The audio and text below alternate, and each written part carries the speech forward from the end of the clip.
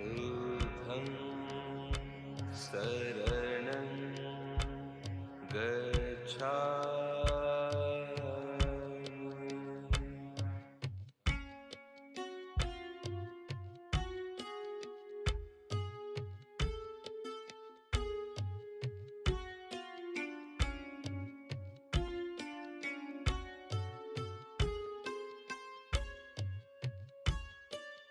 Chumripsur, Namaste, Namo Buddhaya.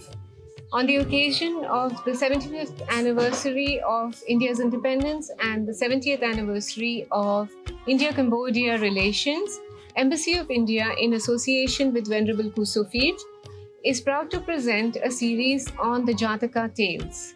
The series will present India-Cambodia Buddhist linkages as well as show various Buddhist pilgrimage sites such as Sarnath, Bharuch, and Ajanta.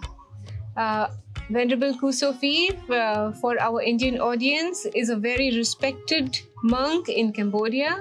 I now invite Venerable to say a few words about this series. សូមថ្វាយបង្គំនិងចម្រើនពរញាតិញោមបងប្អូនទាំងអស់គ្នាថ្ងៃនេះសប្បាយចិត្តដោយលោកទាវទេវយានីជាទូតរបស់ប្រធានរដ្ឋឥណ្ឌាបានរៀបចំ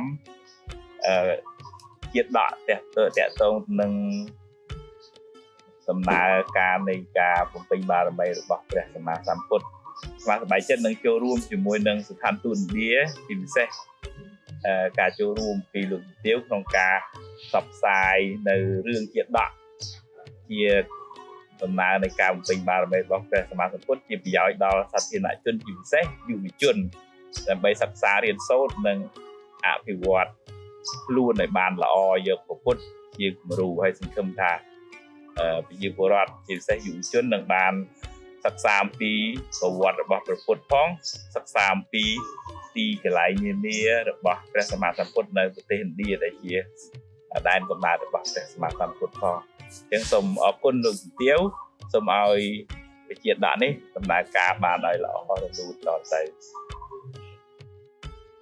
Sakyamuni Buddha's journey to Buddhahood began eons ago, when he was born as an ascetic named Sumedha.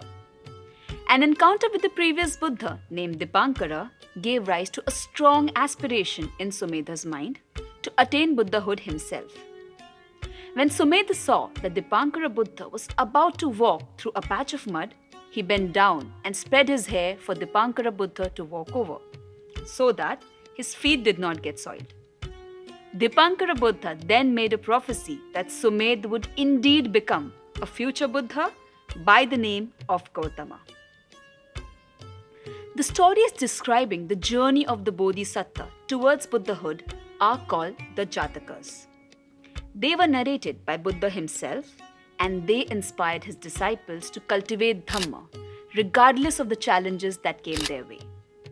These stories have traveled to all Buddhist communities across Asia and have been depicted in Buddhist art from the ancient times. Today we will listen to the story of Sama, a son who cared for his blind parents with such devotion that he became a model for tireless and dedicated service.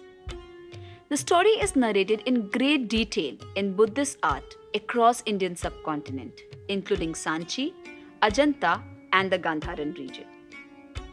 Once upon a time, quite close to Banaras, there lived a newly married couple, Dukulaka and Parika, who belonged to the tribe of hunters. Unknown to their parents, they were actually great beings who were descended from the Brahma worlds into the human realm. Ascetic by temperament, they refused to consummate their marriage, eventually leaving home to pursue their spiritual quest in the Himavat region. Saka, the king of gods, sent Vissakamma, the chief architect of the Devas, to build a hermitage for them. And with his divine sight, he saw grave danger lurking in their future. "You must have a son who will protect you," he told the couple. And this is how Sama, a beautiful radiant boy, was born. He grew up to be as caring and compassionate as his parents, and not even the deer were afraid of him. One day, When Dukulaka and Parika were out foraging in the forest, they got caught in a thunderstorm and had to shelter under a tree. This is where their tragedy unfolded. An angry snake hissed at them, his venom instantly striking them blind. In great pain, unable to find their way home, they wandered in the forest. Sama found them and was heartbroken by their plight. From that day on, his life was dedicated to their service. Meanwhile, King Pilyakha of Benares came to this region on a hunt. Spotting Sama in such a secluded region, he thought this must be a god or a naga.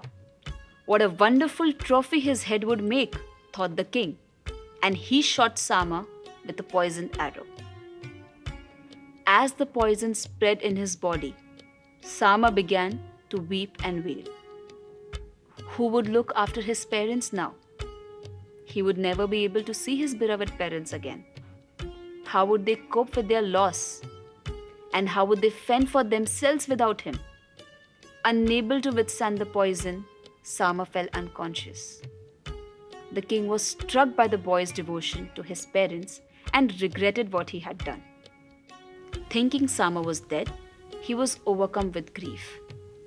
This part of the story is beautifully depicted on the Western Gateway at Sanchi. Sanchi is a very well-preserved site that has a stupa built by Emperor Ashoka. Subsequent additions made the structure larger and it was decorated with toranas and railings. Several more stupas were added in the vicinity. We see Dukulaka and Parika on the top right, seated outside their humble ascetics dwelling. In the foreground is the river with buffaloes enjoying a soak. Over here, we see Sama, who has come to draw water for his parents. On the bottom left, we see the king, depicted 3 times. First, as he shoots Sama with the arrow, and Sama falls into the water. Then we see him standing with the bow, and finally in a repentant stance without his weapons. In this depiction from the Gandharan region, we can see a young Sama as he bends forward to fill water from a spring. He has been struck by an arrow and 2 goats are looking back in the direction from which it came. Sama collapses under a tree as another goat watches with concern. The king appears here in a gesture of regret. Beyond the flowering tree, we see him feeling repentant as he turns and carries Sama's water pot to go and inform his parents. Hearing the tragic news, Dukulaka and Parika begged to be taken where their son lay dead. The king led them to the spot and watched helplessly as they wept in grief. But the mother realized that Sama had only fainted from the poison. She performed an act of truth along with her husband. With the power of that, Sama was fully revived. Awestruck by the powerful events unfolding in front of him, the king realized he was in the presence of a great being. He bowed respectfully and sought guidance from Sama, who then instructed him in righteous conduct.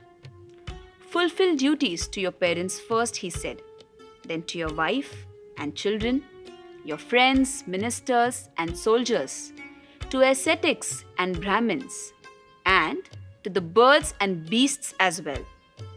The Sama Jataka emphasizes the practice of meth, loving kindness, a virtue that calls upon us to wish happiness and freedom from suffering for all sentient beings. Sama's unflagging devotion to his parents, even as he lay dying, is an ideal that has been cherished in Indian society throughout the ages. It takes on a fresh dimension in the modern age, where, despite our improved communication technology, old people must cope with loneliness as their children work and build their lives in locations far from home.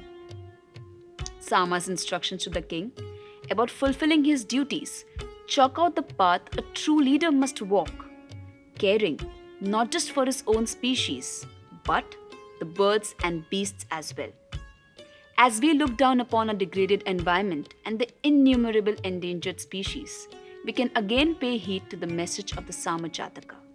which calls upon us to dedicate our lives to the welfare of all beings and to walk gently upon this planet.